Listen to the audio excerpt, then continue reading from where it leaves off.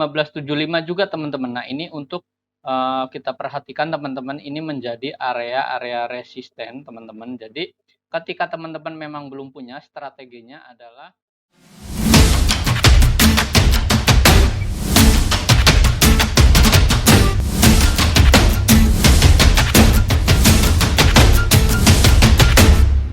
Hai, Easy to Invest. Kembali lagi bersama saya Dento dalam Academic News. Pada kesempatan kali ini kita akan mengupdate tentang update ekonomi ya teman-teman. Nah, kita akan update dari dalam negeri maupun dari global ya teman-teman, dan sentimen daripada pasar sendiri teman-teman. Nah, kita lihat untuk yang pertama adanya The Fed akan melakukan kebijakan tapering pada bulan November ini ya teman-teman. Hal ini sejalan dengan keputusan daripada FOMC meeting yang telah dilakukan pada awal bulan ini ya teman-teman. Nah ini untuk yang pertama. Kemudian yang kedua, terdapat klaim pengangguran di Amerika Serikat sendiri yaitu turun menjadi 269.000 teman-teman pada bulan Oktober 2021, dan hal ini juga sejalan dengan pemulihan ekonomi yang ada di negara AS cukup baik juga teman-teman. Nah kemudian selanjutnya kita ada berita dari dalam negeri sendiri teman-teman untuk laporan GDP di Indonesia di kuartal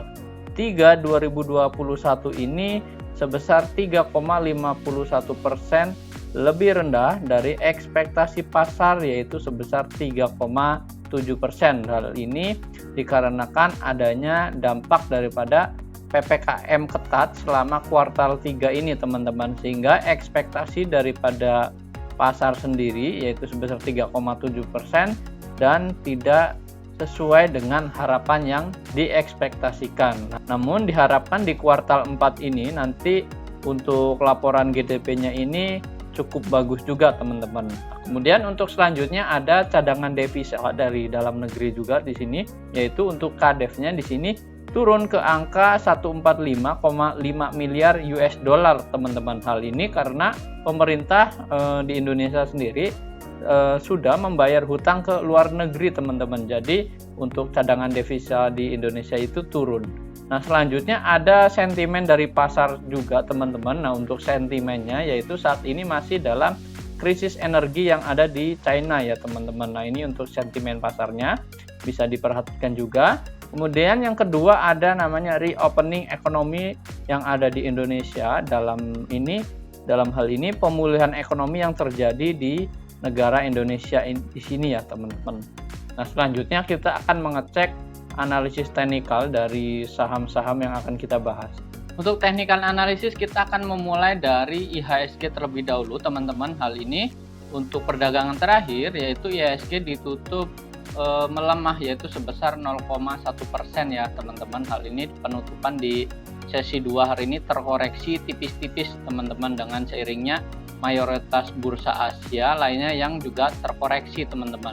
Nah kemudian untuk market di sini kita lihat volumenya juga cukup kecil karena memang untuk foreign atau asing yaitu sedang wait and see menunggu laporan sentimen ekonomi yang ada di global teman-teman. Nah ini untuk pasar kali ini mayoritas ditransaksikan oleh lokal ya teman-teman. Nah kemudian untuk saham berikutnya yaitu ada saham Arto ya teman-teman. Nah kita lihat untuk perdagangan Arto hari ini yaitu ditutup melemah yaitu sebesar 0,2% teman-teman. Nah ini kita bisa lihat di sini untuk Arto saat ini memang sudah menyentuh level resistennya teman-teman. Nah ini untuk beberapa hari sulit ditembus juga teman-teman di angka 15.175. Nah ini untuk penutupannya teman-teman, dan untuk resistennya sebenarnya ada di 15.75 juga teman-teman. Nah ini untuk kita perhatikan teman-teman, ini menjadi area-area resisten teman-teman. Jadi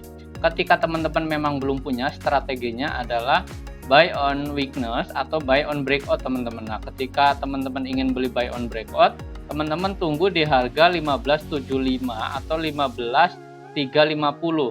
Nah kemudian untuk buy on weakness ada di area 14.648 ya teman-teman, di area sini sekitar 15 ribuan sampai 14.648. Nah ini untuk Arto sendiri. Nah Arto sendiri saat ini diperdagangkan dengan volume transaksi yang cukup kecil juga teman-teman. Nah, bisa dilihat dari sisi volumenya juga teman-teman.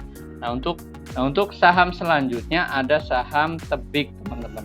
Kita lihat untuk saham Tebik hari ini diperdagangkan yaitu naik sebesar 1,1% ya teman-teman. Hal ini dilihat dari volume juga di sini menandakan cukup baik juga teman-teman adanya volume, dan ditandai juga dengan adanya RSI dan stokastik yang sudah naik lebih dari angka 34 ya teman-teman. Nah, ini untuk stokastik dan RSI-nya teman-teman. Nah, kita lihat untuk Tebik sendiri saat ini sudah menyentuh level supportnya juga teman-teman. Nah, tadi di perdagangan di hari ini memang sempat turun di angka 27.20 ya teman-teman. Namun dia mantul kembali atau naik kembali teman-teman di sini, yaitu menyentuh level supportnya.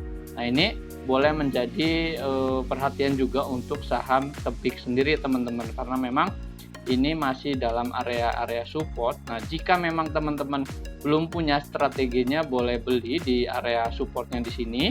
Nah, untuk resistennya seperti apa? Nah, untuk resistennya ada di angka 2990 teman-teman. Nah, ini untuk resisten daripada Tebik sendiri. Ini resisten pertamanya, dan untuk resisten keduanya ada di angka 3180 dan 3220. Nah, ini di area resisten berikutnya teman-teman. Nah, untuk Tebik sendiri teman-teman jangan lupa pasang stop lossnya teman-teman di area 2720 ke bawah, berapa tick dari atas di sini teman-teman boleh pasang stop lossnya teman-teman. Nah, ini untuk saham Tebik.